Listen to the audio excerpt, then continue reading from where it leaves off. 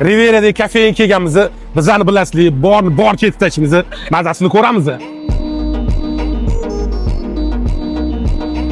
Burgerimiz keldi. Burgerimizning kotletlar sho'tta stras tayyorlanar ekan. O'zimizning mesniy go'sht mahsulotlari, hech qanaqa zamorоженный ham muzlatilgan holda kelmaydi deyishdi. Halol, bemalol, ishonchli deyishdi. Bismillah, mazasini ko'ramiz. Bismillah. Zo'r ekan. Burgerni yeb ko'rdim. Menga yoqdi. Ikkita kaklet, ikkita o'zligini sousligi bor ekan.